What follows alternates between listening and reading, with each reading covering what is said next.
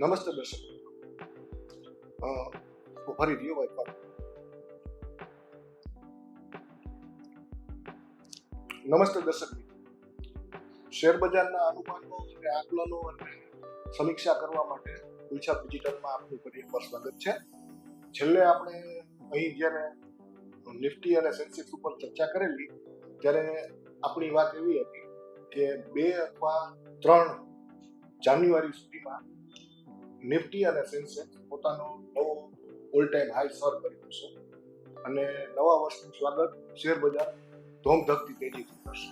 એ મુજબ જ થયું છે અને ત્યારે આપણે વાત એવી પણ કરી કે 5 તારીખ પછી બજારમાં જોખમ છે અને બંને મુખ્ય ઇન્ડેક્સ ડેન્જર ઝોનમાં આવશે, એટલે કે ટાઈમ સાયકલના ડેન્જર ઝોનમાં આવશે. આપણે જે ડબલ્યુટી ગેમની થિયરી પ્રમાણે અહીં શેર બજારનું ભવિષ્ય એના અનુમાનો લગાડવાના પ્રયત્ન કરીએ એ મુજબ 5મી તારીખ બહુ ઇમ્પોર્ટન્ટ હતી અને એ દિવસથી બજાર સતત 4 દિવસ સુધી નીચે ગબડી ગઈ છે.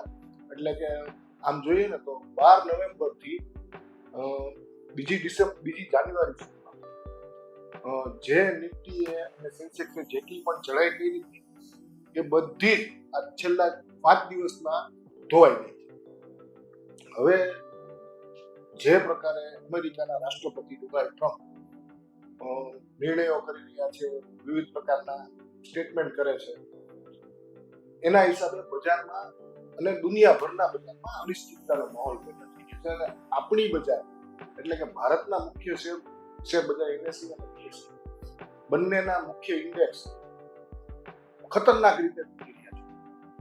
તો હવે આજથી જે સોમવારથી જે નવું સપ્તાહ શરૂ થશે એમાં બજારની ચાલ કેવી રહેશે એની આપણે જો ગણતરી માંડીએ ને તો હવે પછી ટાઈમ સાયકલ ઉપર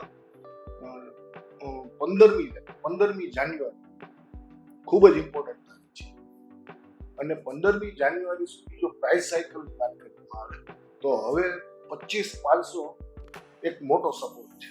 એટલે કે સોમવાર, મંગળવાર અને બુધવાર તેજીના ખેલાડીઓએ ઇન્ડેક્સમાં 25,500 બચાવી રાખવું પડે એવી સ્થિતિ છે.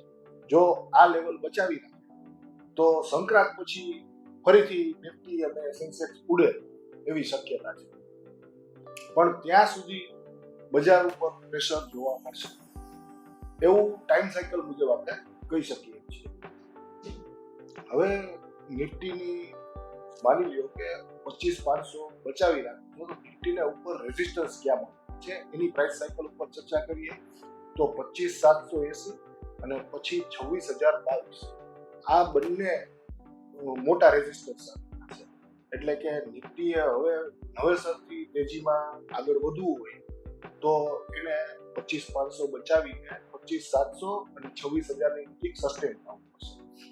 પણ આ બધું થવાની શક્યતા હાલના તબક્કે 15 તારીખ પછી એટલે કે સંક્રાંત પછી એ સંભાવના દેખાય છે.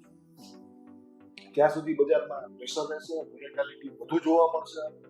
એટલે રોકાણકારોએ આ આખો ગાળો છે, આખું અઠવાડિયું એ ખૂબ જ સાવધાનીપૂર્વક ટ્રેડ કરવું જોઈએ.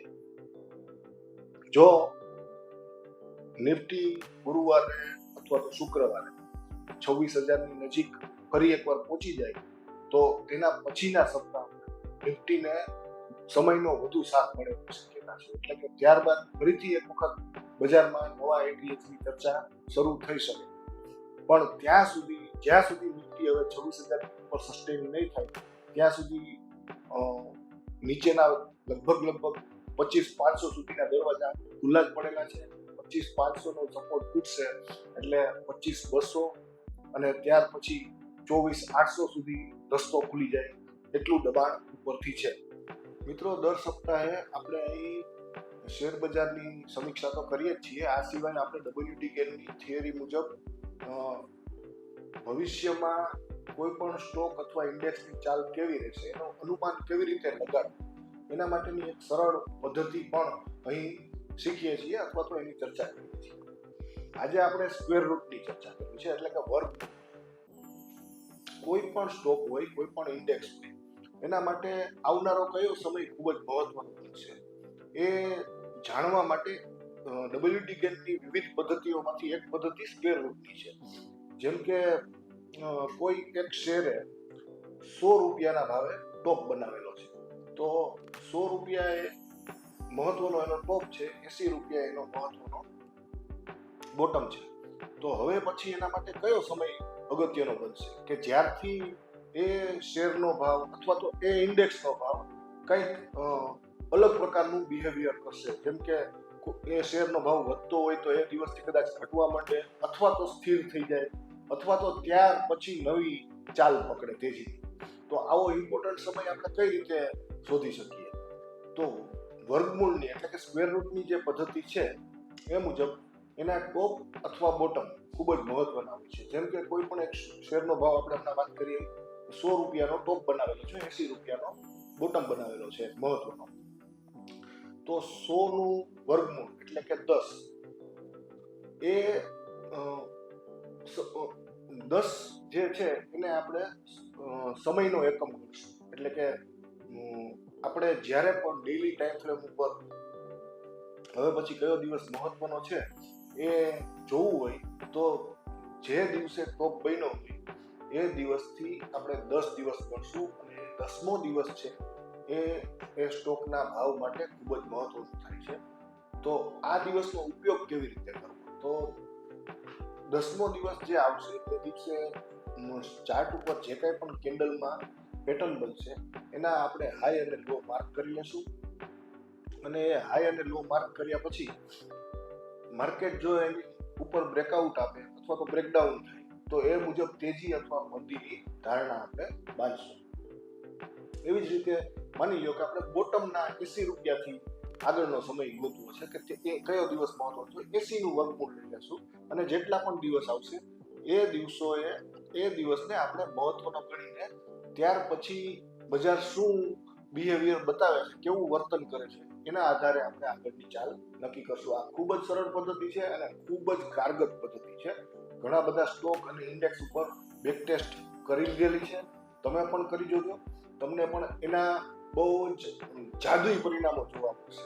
તો આવતા સપ્તાહે આપણે ફરી એકવાર અહીં મળશું અને WD ગેમની વધુ એક આવી જ સરળ પદ્ધતિ પણ શીખીશું. તો ત્યાં સુધી પુંછાબ ડિજિટલને તમે લાઈક કરતા રહો, શેર કરતા રહો, સબસ્ક્રાઈબ કરતા રહો, અને પુંછાબના વિવિધ વિષયના ખૂબ જ રસપ્રદ પોડકાસ્ટ જોતા રહો. Thank you.